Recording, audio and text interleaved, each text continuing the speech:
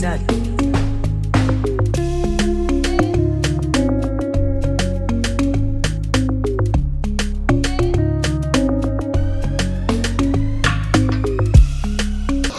an educator, do you sometimes feel inefficient, inadequate, or not just enough? Or maybe you sometimes feel like a fraud? Don't worry, you're not alone. Today, we're going to dissect everything imposter syndrome is and isn't. I am Uche, and this is Educator's Couch Session.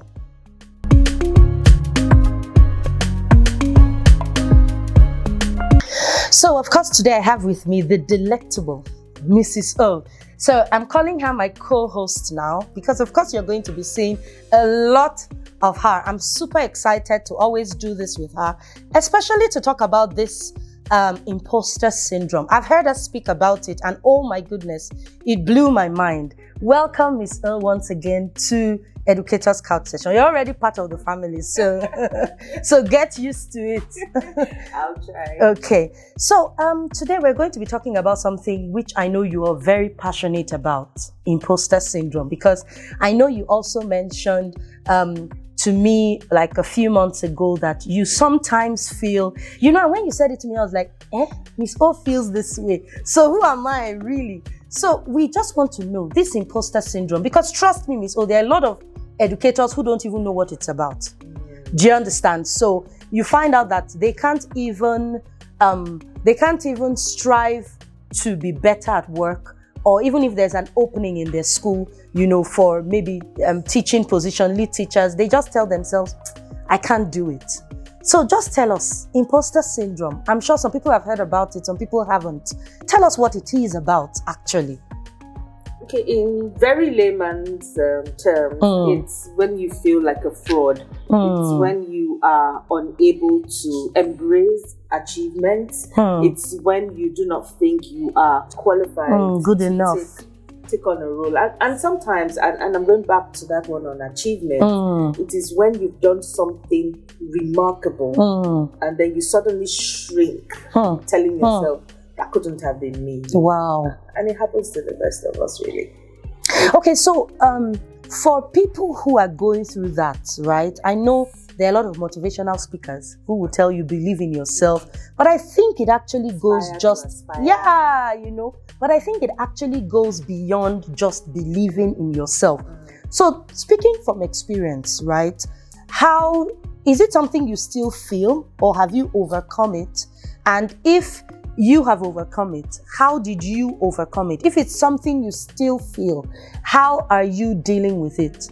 Okay, to be candid, imposter syndrome it's a journey. I am embracing it. I am walking through that journey. And the very first thing that happens to many of us is that analysis paralysis, where before anything happens, whilst it is happening, once it is through or once you are done, you are sitting back and you're analyzing it. So the very first thing I say to myself is, look, I am not an expert. I'm an authority in something. But that takes away that thing of perfection. I must be perfect. But that's because it's over the years I could say you're more mature. You're more exposed. You have a bank of experience. So how do you? Because I know you mentioned aspire to perspire. How do you? Don't feel it, you must. Just fake it to make it. That's what I was looking for. So how do you now tell someone who just is new in the business, someone who is new in the education space, who already feels like, okay, because we have a lot of educators today who just got into education because there are no jobs. So how do you now expect those people to? Because the truth is, it's okay to get in because there's no job, initially. But when you now see other people are now progressing, they're probably moving from being teaching assistants to lead teachers to department heads. So how do you now speak to those people who have seemingly just started? And I'll go back to what I said initially, that embrace that journey. Your inability to chart a path for yourself takes you back to that spot where I don't even think I can do it. I can do it.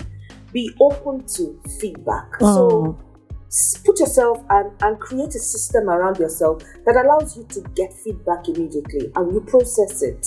So I know I have done it in such a way that there are key people in my life who look out for me immediately. Something major happens. Look out for her, because I can literally go down that hole. Take that feedback. So, have that lifelong learning attitude, kind of disposition. Exactly. Yeah. So I see something. I don't shrink that I can't do it. I tell myself that it is possible. I wait. I'm sure that the reason why I am targeting that thing is that it is in line with what I want to do. Not because everybody is saying, get a degree today, get a qualification. Yeah. You need to be able to do that. And I said it. You see, run away, like flee. From all appearance of evil. Yeah, because I was going to ask you, right? Flee. You just took it straight out of my mouth. How do you now tell those that are fake it to make it?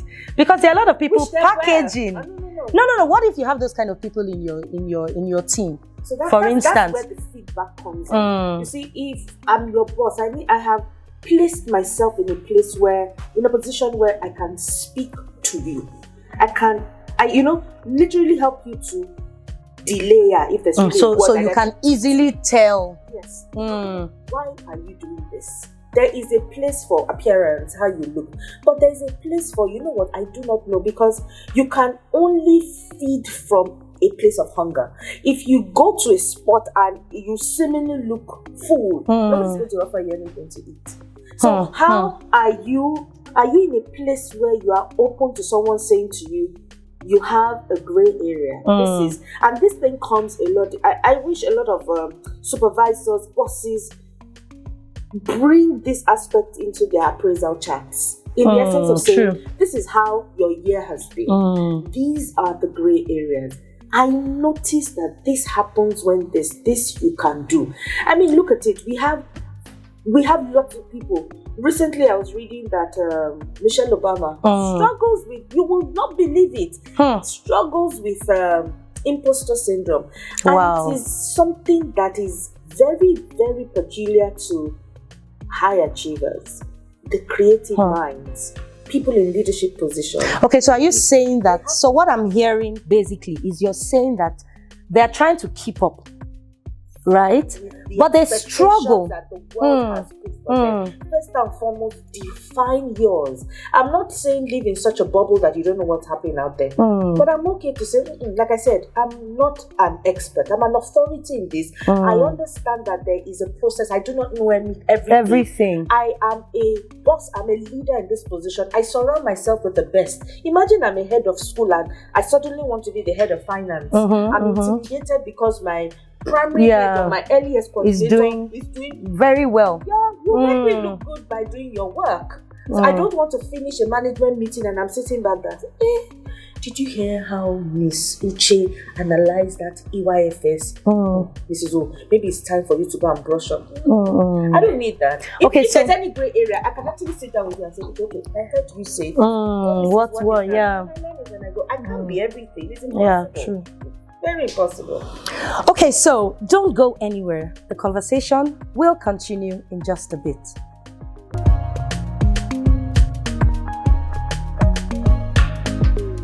Yeah, so just before we went on that short break, you mentioned something that, nobody's going to give someone who is full food. Absolutely. Yeah, but again, Miss O, school leaders, school owners are looking for the full ones. Now, they're looking for those ones who already have it. Now, a lot of people don't want to do training. Absolutely. So how do you now strike that balance? Because if you're looking for someone who is already, nobody wants to give someone who is full food so that the person doesn't get overfed. But again, we as school leaders still want the full ones. Yes, the full meaning I am recruiting, I am employing for the position of a class teacher. I'm not going to take someone that is a TA for that. So that's full, meaning you are eligible to be employed. However, the extra that I'm looking for is to say you have come in as a TA, for example, I know that in XYZ number of years, you will get there. That is that thing that I want to feel.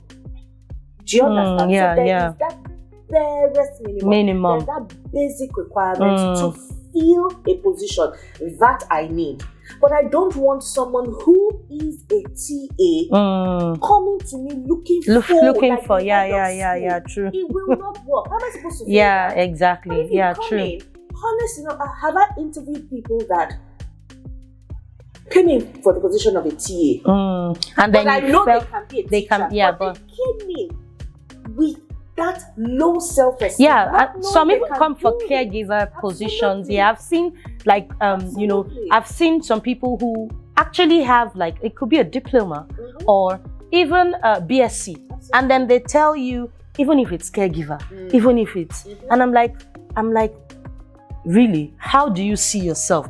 But then again, that brings me to another discussion. So I have a friend who didn't even know anything about imposter syndrome, right? So we just got talking, and she started talking about, she wanted to apply for a job, and she now said, Ms. Uche, when I looked at the requirements, I realized I didn't have this, I didn't have that, I didn't have this, and I'm sure people who will apply will have this. And I said to her, I said, imposter syndrome, and she looked at me like her eyes just started shining, like, what is that?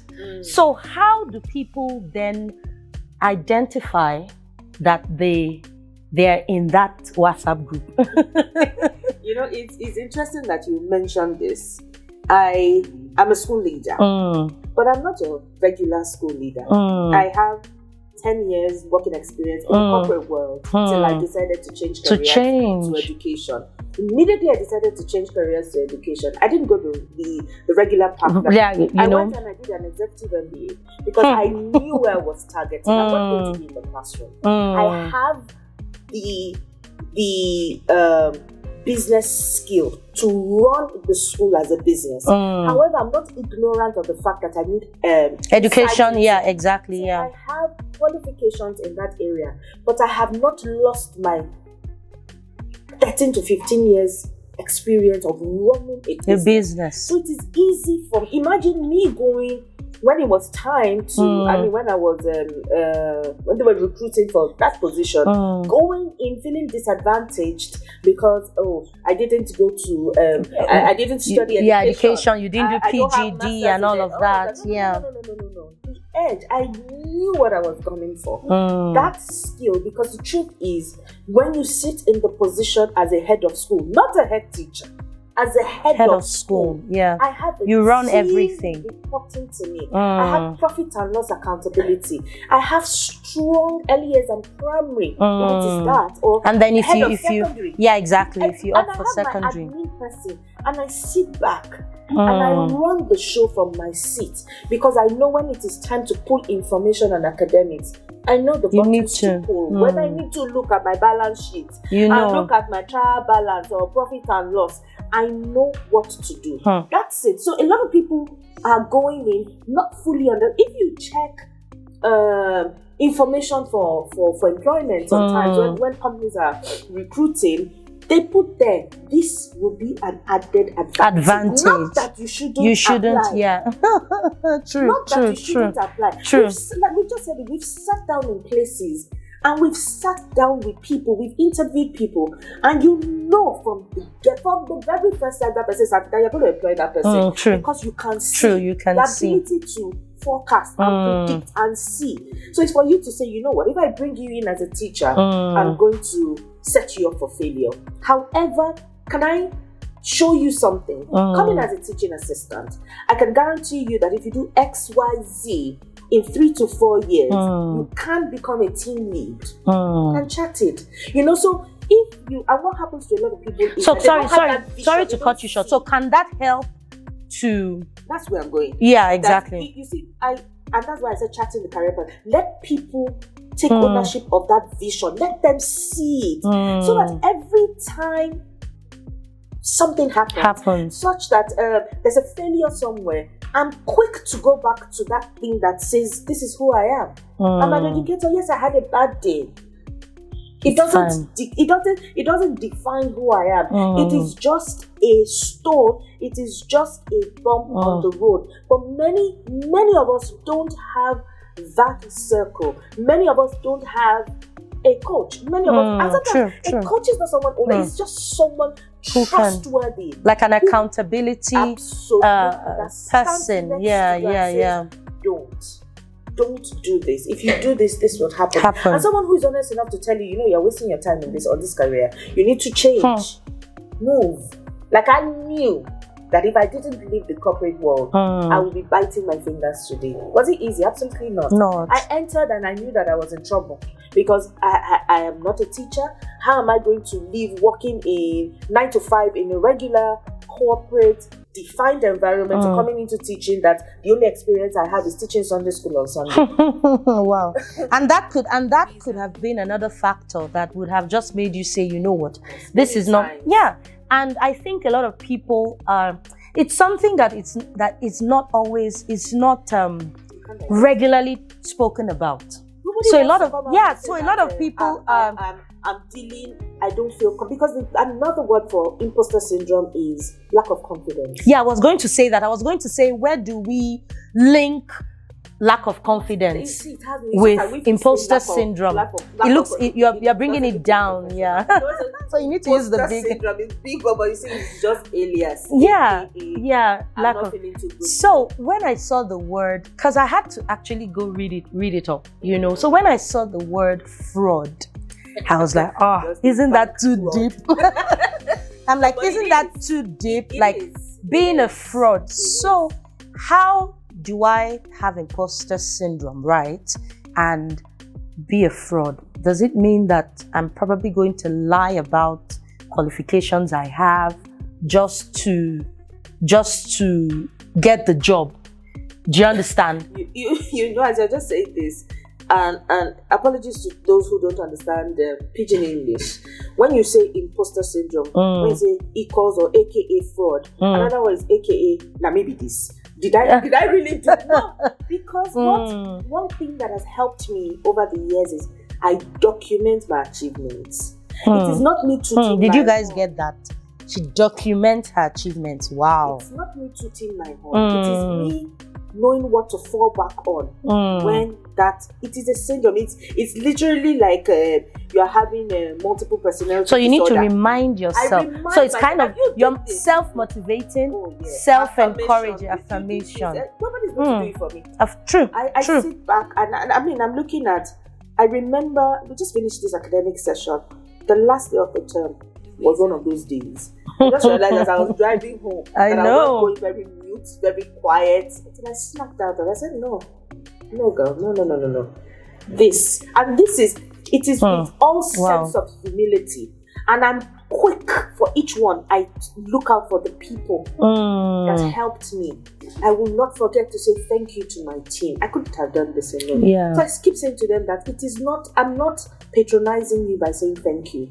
It is me acknowledging the fact that I am not perfect. I don't know it all. I'm grateful that I have you as my team. Not perfect, but perfect for me to be able to achieve my goal as this head. Do you understand? Admitting that, see, if you leave my hand, I'm in trouble. Do you understand? So it's more like that gratitude thing, sitting back. And I think it's important for everybody to actually just sit back and say, I remember when I couldn't write lesson plans. Now I can write it. Achievement, tick. Set realistic goals for yourself. True. So that every time, what is failure really? It's first attempt in learning. Dust yourself up and Aliyah said it. Dust yourself up and try again. True. So penning down your achievements, that is something that I have picked. You know, because sometimes people see it as bragging, really, and it's not. But seeing it, true. Seeing it as self-motivation and is actually something to take, something worthy of note. So just before we go, just to go back to that thing, many times when you go for interviews, they ask you for the achievements. It's from those places. True. You're not really tooting your horn. True. Many times you want to. They want to even know that. Yeah, you want to know that true. You want to know that the person is fit for the role. True. People everywhere on social media, you say, like, I've done this. I've done that. Yeah, true. Okay, so just before we go.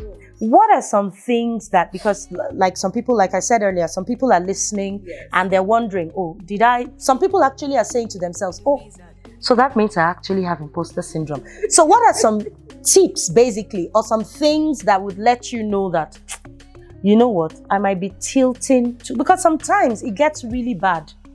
People lose the opportunity to apply for jobs because they already see themselves like they can't get it.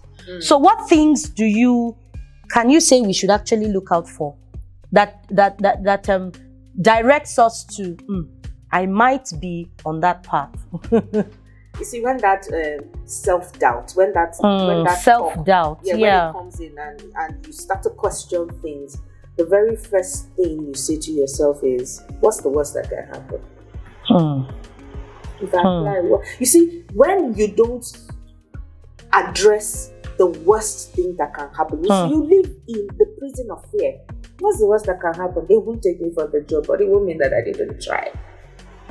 What's the worst? So self-doubt. Yes. So once you identify that, you started talking, and it happens to, and it comes. The subtlety of it is what really kills a lot of people. It comes in that's what I'm saying. So like you won't even know, and then it just builds up. Wow. Those called imaginations. Those things that build themselves high. You just don't even know that thing is just following you left, right, and center. So you look at it and you say, you know what, I'll try. If I don't try, I won't know. Be quick, particularly when you go for interviews. Ask questions. Adopt a feedback system. What can I do better? Don't wait for your boss to call you for appraisals. What do you mean? Sir, we've just done 1 month and I would just like to hear from you. What could I have done better? Don't wait. Feedback, have it around you. Don't just do it with bosses. Do it with friends. With your colleagues. How can I be a better friend? Do it with your husband or wife or your better half. What can I do better? How can I be a better parent? Ask your children. Ask I know them. I recently... Let them tell you who do you see? I recently did something with my children. It was really tough, trust me, because sometimes you don't want to know those things. So I asked them, I said, can you write what you would not want mommy to do or what you want mommy to do? But it was something that I personally wanted to do because I'm like, okay, sometimes you don't even know that as a parent, you're doing things the wrong way. But that aside, we will be okay, right? Last. And then just add to that as well. It's critical that, like I said, surround yourself with the right kind of people. Don't be afraid to take risks. True. Many of us are very, very, very, we play very safe. You don't want to come out of your comfort zone. And that goes back to, what's the worst that can happen? What's the worst that can happen? Don't be too afraid to learn. What's the worst? Being a lifelong learner. Learn to take feedback. Drop analysis paralysis. Many people don't get to start off that business, do things because what if? True. Fear of the unknown. Fear of the unknown has really kept people in one spot. That the likes of the really people doing it well are not doing. They're doing it afraid. Doing it afraid. So amazing. Oh my goodness. It has just been superb. Once again, trust me, imposter syndrome happens to the very best of us. You're not alone. It's not strange. All you need to do is just make sure that you equip yourself with a lot of information and things that would help you, like Miss O mentioned. Pen down your achievements. Those are self-motivating. Those are self-encouraging. And trust me, you will be the best for it. It has been Couch Session, and I'm very sure that we've had an amazing time. Don't forget to follow our social media handles at Uchi1 on Instagram and YouTube Uche Okoro. You can also follow Mrs. O, don't worry. It's going to be on your screen, so you follow the right handles. Till we see you again, Miss O, any parting words? Bye-bye. And remember, what's the worst that can happen? What's the worst that can happen? See you next time. Thank you.